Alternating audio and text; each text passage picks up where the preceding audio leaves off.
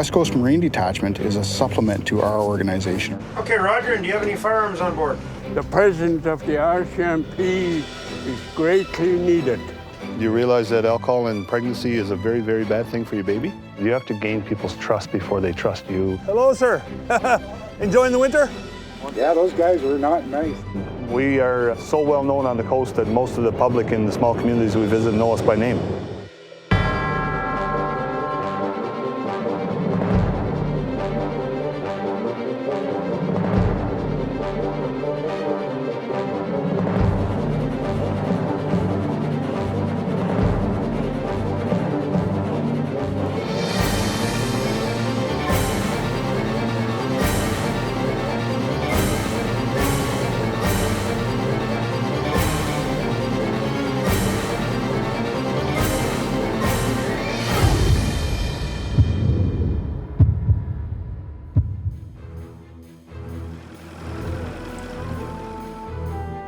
Canada's northwest coast is awe-inspiring. Communities here are surrounded by mountains, forests, and unique coastlines. It's stunning, but very isolated. RCMP detachments are scattered along the coast, but with hundreds of islands and inlets to police, it's extremely challenging. Just from the geographic nature of where we have to patrol and what we have to do, we can't be in each village all the time. So West Coast Marine Detachment supplements that. Without them, I'm not sure how we could successfully do that. The RCMP has a Marine unit to help out land-based detachments. They're called the West Coast Marine Service. They provide a police presence to the really remote places. Our area is absolutely massive. I got friends on the prairies who have to go 2 hours to drive to a call. And here we can go 2 days to drive to a call. For the Marine officers, the variety of police work is what thrills them. It's more than just frontline policing with a life jacket. Their range of responsibilities is as massive as the landscape they police. Where most of Canada, police officers are specific to certain areas, and but we wear all the hats that they can possibly think of, I think. We work with customs, fisheries, forestry, Coast Guard, you name it, we're out there. They know to expect the unexpected. I'll put it this way, I've been in the Marine section for almost 9 years, and I can't say I've had 1 week that's been the same as another.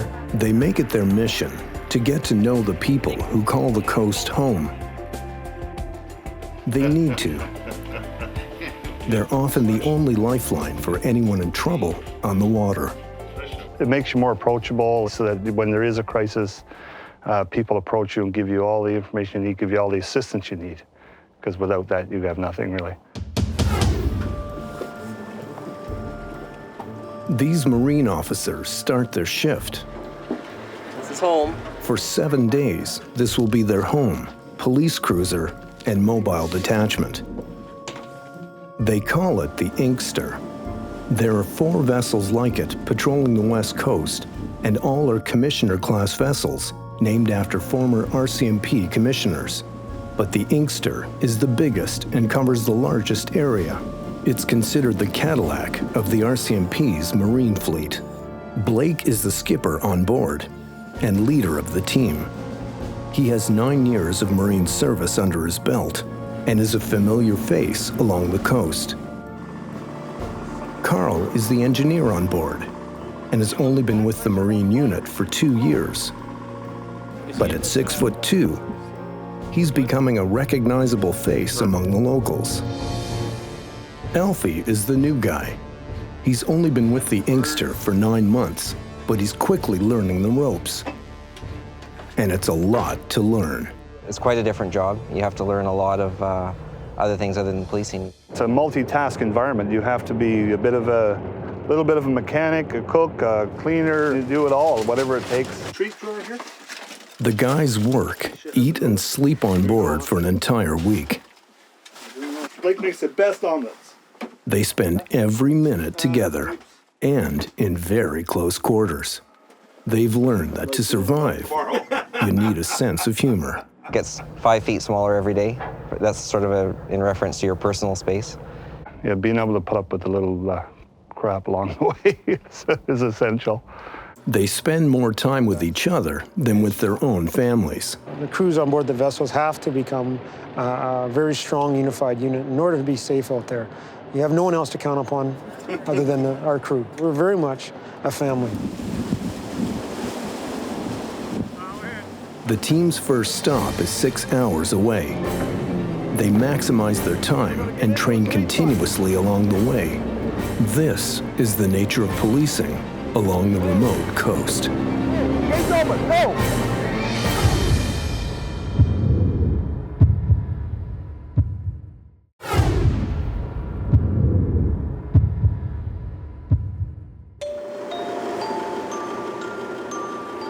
The RCMP's Marine Unit patrols the waters off the northwest coast of BC. After 6 hours of sailing, they arrive in Ocean Falls for the night. Although the population is only 37, every community, no matter how small, needs a police presence. Without it, these remote areas are vulnerable to organized crime. The crew relies on the locals. They are their eyes and ears when they're not around. It's just such a large coast in BC here that we just can't cover it all with the resources that we have. We need the people's help to be able to see what goes on out there. Holy smokes. The team regularly pops in and out of these isolated communities. Hello. Hello. How are you? Good, how are you? Building relationships is the most important part of their job. Yeah, I'm Julie. Hi, Julie. Carl. Carl, nice to meet you. I'm not sure. It's the key to remote policing. They do get to know you. You're all on first name basis, and we're a welcome site for people that are living on their own on the coast. Ocean Falls is typically pretty quiet, so Alfie and Carl decide to check out the rundown hotel. Here's the old kitchen. It gets better as we go up. It's a special stop for Alfie. His parents met here 40 years I ago. wouldn't walk around too much here, though, Alfie. It's hard to imagine. It's like a bustling community with people coming and going, and my mom was working here. And then they got in front Well, of let's it. have to go back and tell your daddy. Yeah. We met in the cafe that your parents met. That's pretty cool.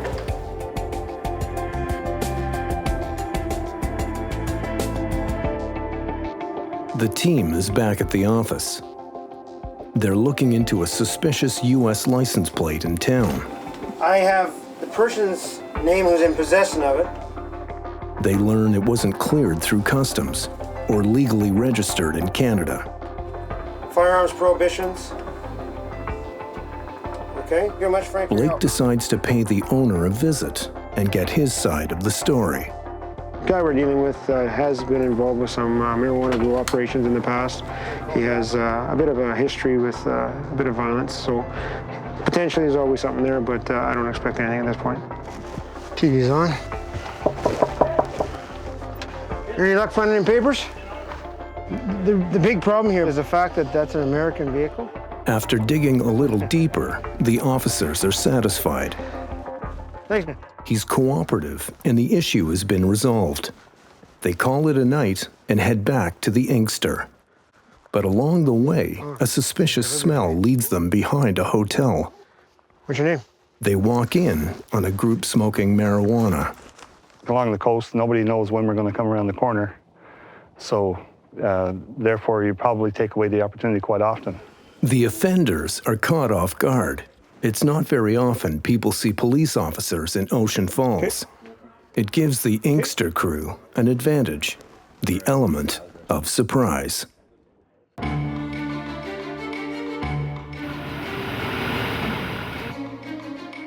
The crew spends a lot of time in transit. They visit fishing lodges and check in on the welfare of their caretakers.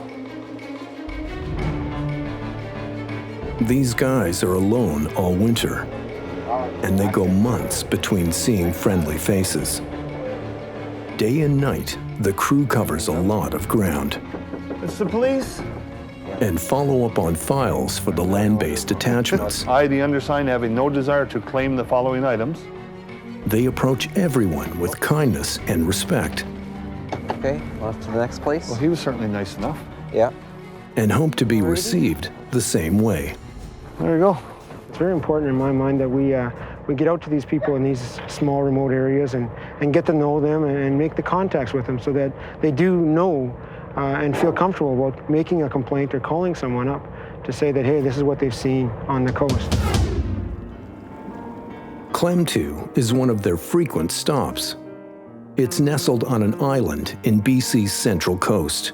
It's a beautiful and proud community, but it's plagued by drug and alcohol abuse. And the closest RCMP detachment is 2 hours away by boat. The Marine officers prepare for another busy day. They've been honored with an invitation to take part in a community justice forum. In this case, a young woman is caught smuggling and selling alcohol. Alcohol is like poison in this little community. It's at the root of a lot of their social problems. Try and make this place a happy place to live. But right now, the way I view it, drugs and alcohol is almost taking over the village. Everybody's taking a crack at selling that bad stuff. I don't want it. I don't like it. Typically, smuggling is a criminal offense, but this group's goal is to resolve the situation without criminal justice. For this to happen, it has to be a first-time offense and a minor crime. It gives the person a second chance. We want you to go to a correctional institute somewhere to get some help. We want you to go. The same bunch of people that's around your table today will help you. We want you to go out and get treatment. It's the first time these Mounties have received such an invitation in Klemtu. It's a huge step. It is really showing me that this community understands how this problem affects them as a whole. It means they have earned the people's trust and respect. I've got to say, on behalf of my crew here, that we're pretty emotional to see that the passion in this community towards this issue. I thank the members of the RCMP that are present today to help us to come to some kind of solution to correct and stop the flow of drugs and alcohol that is flowing into my little community. Understanding the culture is huge. I mean, you have to interact with people and you have to understand them to gain their trust, and that's what it's all about. You have to earn it, essentially. And the more you know about a certain culture, the better it is. For the Inkster crew, being there is rewarding. That was a pretty powerful time there to see the community that concerned about the alcohol issues that are coming into the community there, and to see the response that they're wanting to see from us, that they really want the RCMP in that community to help out in their issues, and I feel it's important that we are there to help them out.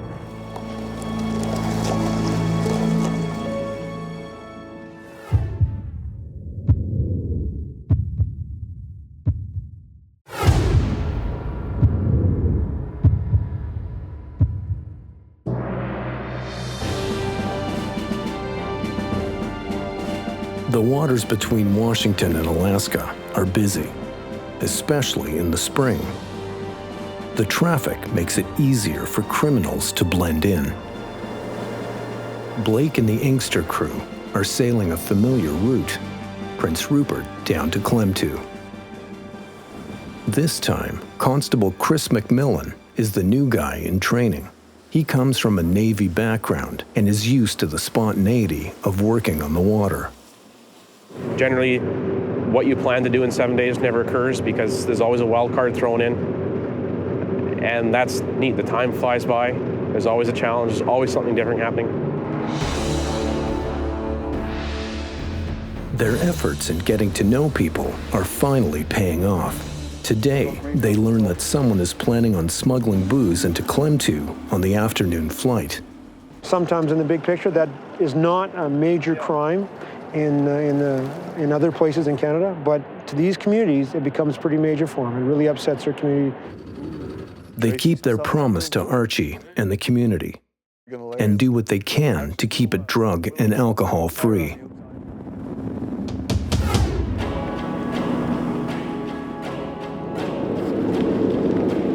The Mounties want to intercept the illegal alcohol before it reaches the buyer. Carl and Chris go to the dock to meet the smuggler. They know exactly who they're looking for, by name. Hi. Sure enough, they find the illegal alcohol. It's limited in many of these small communities, and for good reason. The negative effects of alcohol abuse in remote communities is well documented. 1.5 liters is the maximum for a week. So, and you realize if you're in excess of that the whole thing can be seized, right? But for some, the money this contraband brings in is just too tempting. Each of these bottles has a resale value of up to $400. But it's the victims of abuse that ultimately pay the price. The Marine officers run boat checks while traveling. They're looking for signs of illegal activity. The waterways are hotbeds for all kinds of crime, weapons and human smuggling, drug operations, and organized crime. Hi there. You? My name is Carl. Bob. Nice to meet you. Just the two of you guys on board? That's right. In this area, customs runs on the honor system. Roger, Inkster's back to 1-6.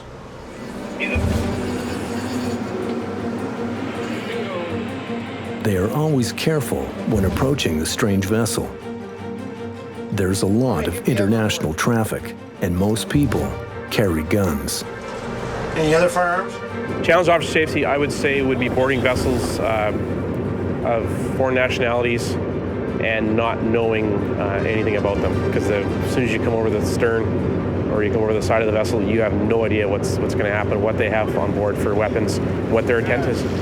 The boats that we're checking are a lot of commercial fishing vessels, and they use knives, axes, gaffs, harpoons, all that kind of stuff to deal with the fishing industry that they're working with.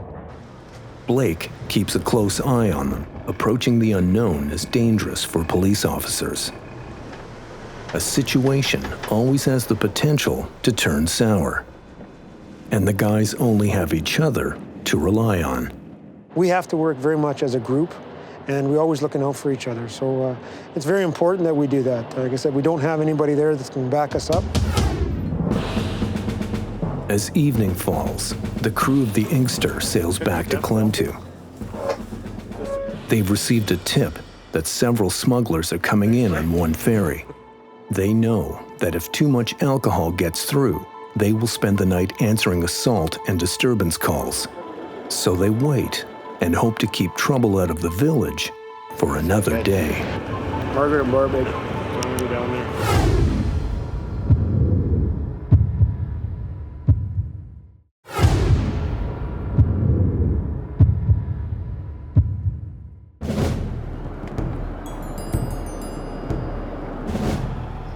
The RCMP's West Coast Marine Unit is following up on a valuable tip. They've learned that smugglers are coming in on the morning ferry. They scan the passengers as the ferry unloads. But not one person on their list gets off.